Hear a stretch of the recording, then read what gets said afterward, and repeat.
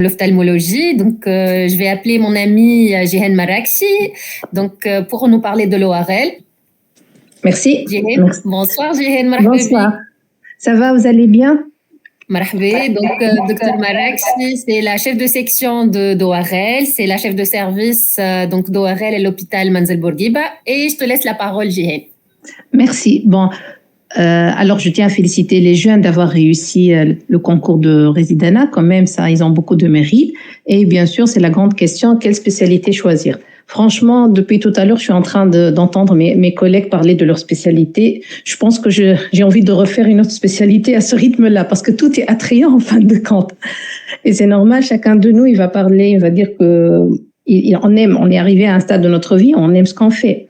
Donc, par rapport à l'ORL, oui, c'est une spécialité certes passionnante parce qu'elle présente plusieurs volets et ça rejoint à peu près ce qu'elle vient de dire Dr Bouledi par rapport à l'ophtalmo. Donc, c'est une spécialité médico-chirurgicale.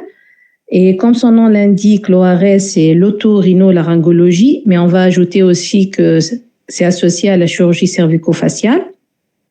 Donc, vous comprenez d'emblée, dès la dénomination, on comprend que c'est une spécialité qui va toucher plusieurs zones de la sphère ORL et des VADS, des voies aérodigestives supérieures. Et de là, tout l'attrait et le côté passionnant de cette spécialité-là. Le cursus de résidana, ça dure 5 ans. Donc, 9 semestres d'ORL avec un semestre optionnel. Les stages optionnels, on a la chirurgie maxillofaciale et la neurochirurgie. Et aussi, ce qui est nouveau cette année, c'est l'ORL. Donc, on peut faire, au bout de 5 ans, faire 10 stages d'ORL, tout simplement. Qu'est-ce qu'il en est par rapport à l'apprentissage? Moi, je dirais, certes, 5 ans, c'est pas suffisant, puisque c'est une spécialité où il y a plusieurs volets.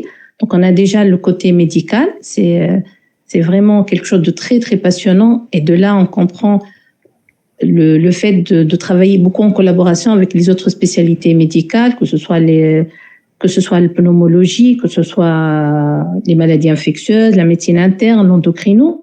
On a le côté chirurgical, et vu qu'on touche à plusieurs zones, régions de la sphère ORL et de VADS, donc au bout de 5 ans, je dirais, je me permets de le dire que c'est pas suffisant de tout connaître, c'est pas assez pour tout connaître, parce que vraiment, le champ opératoire est très, très large, moi, je dirais.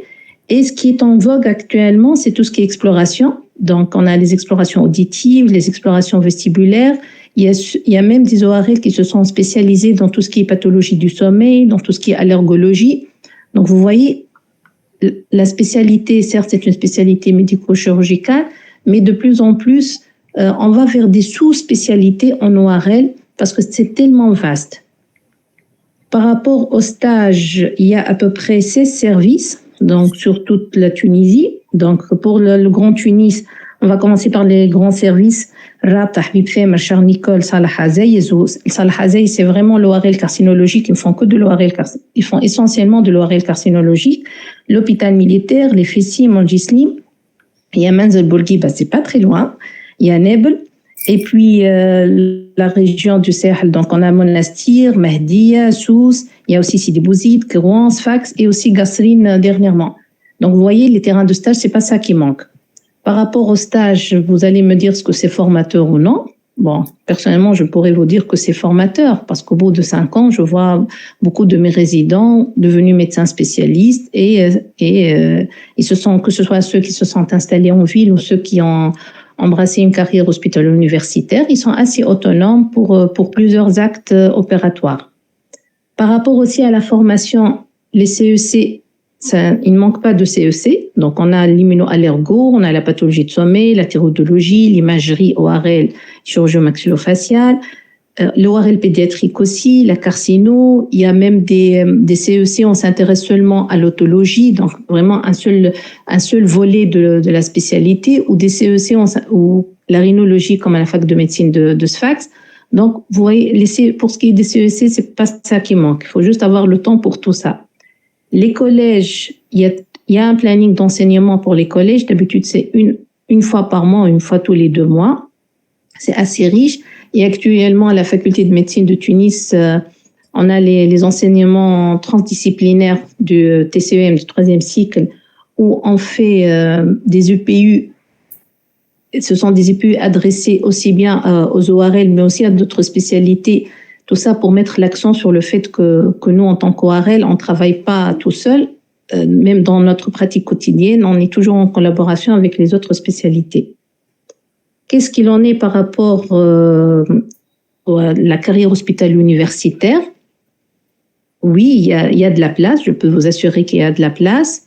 Cette année, on a eu 3 postes d'assistanat, 3 candidats qui ont réussi, mais je peux vous dire qu'il y avait plus de candidats que de postes. Malheureusement, ça reste un concours, mais dans tous les cas, chaque année, il y a toujours des postes.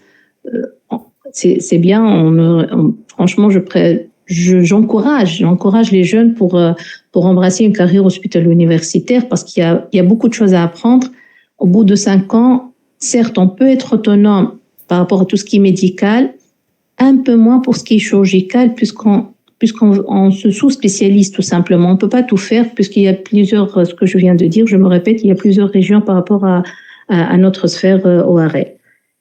Partir à l'étranger, oui, je vois que cette année, je pense qu'il y a eu 15 postes pour l'épreuve classante nationale. Donc, il y a beaucoup de jeunes qui ont fait le choix de partir à l'étranger. Et ce qui est du privé, ça reste toujours attractif, ça va de soi, hein, ça reste toujours attractif. Ça marche bien, je peux vous assurer que ça marche bien grâce aux différents volets. Et je pense que, comme toute spécialité et tout ce que mes collègues viennent de dire, c'est normal, nous avons fait le choix d'embrasser la carrière hospitalière universitaire, donc on encourage plutôt les jeunes vers les hôpitaux. Mais si vous voulez opter pour le privé, oui, c'est aussi attrayant. Alors, une des résidentes vient de poser la question, quel est le rythme de vie? Bon, quelle est la qualité de vie en ORL? Alors là, je peux vous répondre que ça dépend du stage que vous allez faire. Donc, pour les stages, l'hôpital Habib Fhem, Charles Nicolle Rabt, il y a le système des gardes de 10 jours que vous allez connaître avec le temps. Donc, il y a ce qu'on appelle les grandes gardes. Donc, c'est vraiment les gardes, comme vous avez sûrement fait au cours de votre cursus, les gardes d'urgence, on va dire. C'est seulement pendant 10 jours. Et puisque ce sont des services où d'habitude il y a beaucoup de résidents, par exemple à Rabta, je pense ils ont même 9 ou 10 résidents. Donc vous aurez, ce sont des gardes à 2, donc vous aurez 2 gardes pendant ces 10 jours. Donc moi je pense que c'est pas aussi fatigant que ça. Donc ça dépend des services. Et puis, dans d'autres services, il n'y a presque pas de garde. Par exemple, les FSI au Mangislim, non, ils ne font pas de garde. Donc, franchement, ça dépend par rapport à la qualité de vie, par rapport au rythme de garde, ça dépend des services plus qu'autre chose. Et du nombre de résidents par service, ça va de soi. Alors, une des résidentes vient de poser la question par rapport aux consultations. Oui, il y a des ORL qui, même en ville, ils ont fait le choix de ne faire que le côté médical. Ça aussi, ça marche. Je peux vous assurer que ça marche. Il y a même des ORL qui ont fait le choix de ne faire que tout ce qui est exploration. Ça aussi, ça marche. Donc, vous voyez, comme je l'ai dit, le privé, il est très attractif puisqu'on a plusieurs volets. Même si on ne maîtrise pas toutes les techniques chirurgicales, il y a toujours les autres volets. Il y a tout un côté médical. Il y a des pathologies, seules les ORL sont capables de les traiter. On nous pose des fois la question par rapport aux médecins, à la médecine générale, les médecins de famille et même les pédiatres, on nous dit qu'ils traitent les mêmes choses que vous.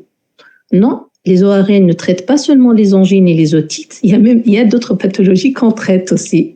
Certes, il y a des choses en commun, cela va de soi, mais il y a d'autres pathologies, seuls les ORL peuvent les traiter. Donc, par rapport aux consultations médicales, ne vous en faites pas, ce ne sont pas les pathologies qui manquent. Est-ce que j'ai répondu à toutes les questions? Merci, Dr Marakchi. J'ai une question par rapport à la formation du collège, le rythme des séminaires, les choses qui vont être abordées. Quelque chose à nous dire là-dessus? Par rapport au collège, donc c'est une fois par mois ou une fois tous les 2 mois, et chaque fois on va dire dans une faculté. On opte pour, on va dire, par exemple, on demande aux représentants de la fac de Sfax, par exemple, de s'occuper de cette EPU, mais auparavant, on a déjà un planning d'enseignement qui a été établi au début de l'année universitaire. Et à chaque fois, c'est une faculté ou un représentant de la faculté qui va s'occuper du planning. qu'est-ce qu'il en est par rapport au contenu? Bah oui, c'est essentiellement ce qu'on essaie de voir, c'est voir les pathologies courantes, ça va de soi, et voir les dernières recommandations. Sans oublier qu'on a aussi nos congrès, ça aussi c'est important, et nous demandons toujours, et moi je pense que ça doit être obligatoire pour les résidents d'assister au congrès. Ça fait aussi, ça contribue aussi à leur formation parce qu'il y a toujours les dernières nouveautés, les recommandations et tout ça. Donc pour ce qui est de la formation théorique, il faut pas s'en faire. C'est pas ça qui manque. Merci beaucoup, Dr Marrakchi. Je ne sais pas s'il y a encore d'autres questions. Je vois pas sur le fil, donc des questions. Je vous remercie énormément et je vais inviter Dr Zitouni,